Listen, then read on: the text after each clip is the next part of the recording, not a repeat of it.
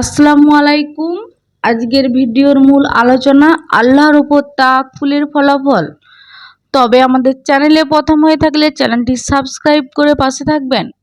মহানবী সাল্লাল্লাহু আলাইহি সাল্লাম বলেছেন, বনি ইসরাইল সম্প্রদায়ের দুই ব্যক্তি ছিল। তারা দুজনেই ছিল আল্লাহর ওপর ভরসাকারী। আল্লাহর ওপর তাদের ছিল অগাধ অবিচল আস্থা ও বিশ্বাস।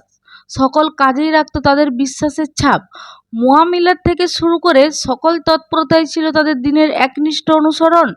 একদিনের ঘটনা, অপেক্ষাকৃত কম ধনী লোকটি গেল অপেক্ষাকৃত বেশি ধনী লোকটির বাড়িতে।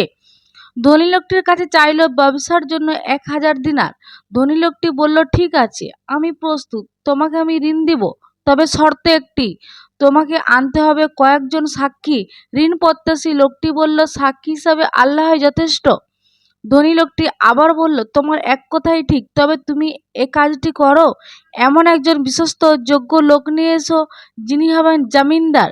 এবারে ঋণ প্রার্থী লোকটি বলল, জমিন হিসাবে আল্লাহই যথেষ্ট। ধনাঢ্য ব্যক্তি অবাক বিস্ময়ে তাকিয়ে থাকলো আর বলল, তুমি বারবার সত্য এক কথাই বলে যাচ্ছ। এই নাও 1000 দিনার, ব্যবসা করো আর নির্দিষ্ট সময়ে পরিশোধ করো। ধারপ্রাপ্তি ব্যক্তি গ্রহণ করল নির্দিষ্ট মেয়াদের জন্য 1000 দিনার। লোকটি ধারের টাকা নিয়ে বেরিয়ে পড়ল। জাহাজে করে চলে গেল সমুদ্র ভ্রমণে, ব্যবসার উদ্দেশ্যে অনেক দূরে। ব্যবসা চালাতে লাগলো সেখানে। ওয়াদার মতো ঋণ পরিশোধের সময় ঘনিয়ে এলো। লোকটির ঋণ পরিশোধের চিন্তামুক্ত অন্তর তাকে তাড়া করে বেড়াচ্ছে প্রতি মুহূর্তে। চলে এলো সমুদ্রের কাছে, শত চেষ্টা করে ব্যর্থ হলো জাহাজ পেতে। এখন সে কি করবে, তার ভেতরে চিন্তার ঢেউ সৃষ্টি হলো।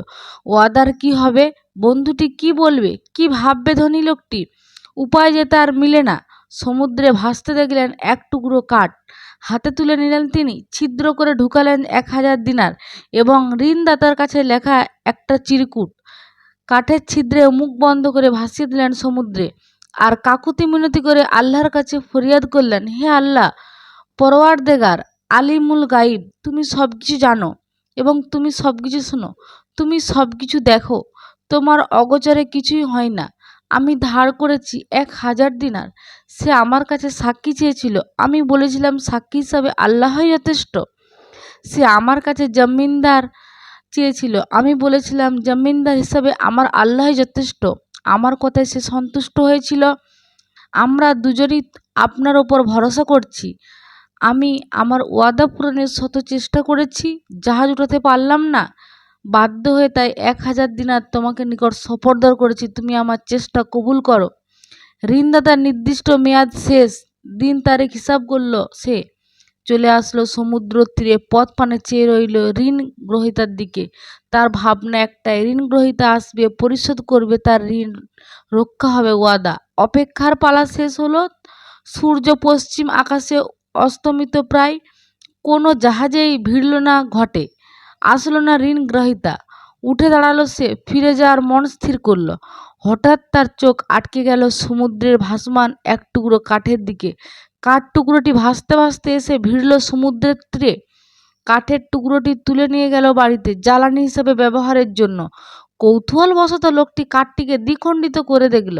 তার মধ্যে আছে একটি চিঠি, সাথে আছে 1000 দিনার।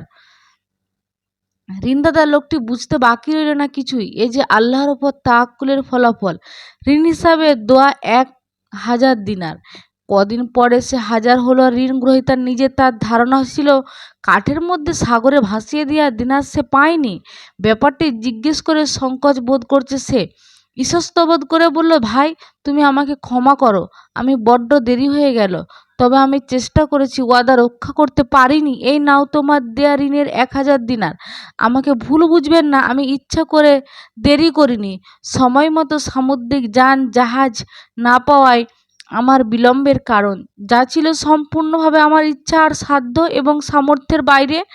মহাজন বলল, সব ঠিক আছে, তুমি কি বলতে পারো, তোমার কি মনে আছে, কখনো মনে পড়ে কি তুমি আমার জন্য কি পাঠিয়েছিলে? ভাবনার জগতে হারিয়ে গেল ঋণ গ্রহীতা।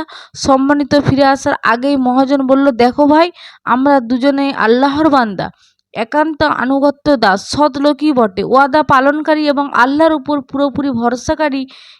কাহাকেও ঠকানোর ইচ্ছা আমাদের নেই। আমরা কেউ প্রতারক ও মিথ্যার আশ্রয় গ্রহণের প্রশ্নই আসে না। তাহলে শুনো, তুমি তোমার ওয়াদা পালনের জন্য যথাসময়ে ঋণ পরিশোধের তাগাদায় বাধ্য হয়ে এক টুকরো মধ্যে 1000 দিনার পাঠিয়েছ। মহান আল্লাহ আমার কাছে তা পৌঁছে দিয়েছেন। আমি সেই দিনারও চিঠি পেয়েছি। তোমার এই 1000 দিনার আমার প্রয়োজন নেই, এটা তুমি এটা নিয়ে যাও। এই ঘটনায় এটাই প্রমাণিত হয়, আল্লাহর ওপর তাহাক্কুল করলে, ওয়াদা পালনের দৃঢ় ইচ্ছা থাকলে বান্দা আল্লাহর জন্য হলেও আল্লাহর বান্দার জন্য হয়ে যান। তাই প্রত্যেকের উচিত আল্লাহর ওপর তাওয়াক্কুল করা এবং ওয়াদা পালনের চেষ্টা করা। বুখারী মুসলিম শরীফের অবলম্বন। আজকের ভিডিওটি এই পর্যন্তই শেষ করলাম। ভিডিওটি ভালো লাগলে লাইক কমেন্ট শেয়ার করবেন।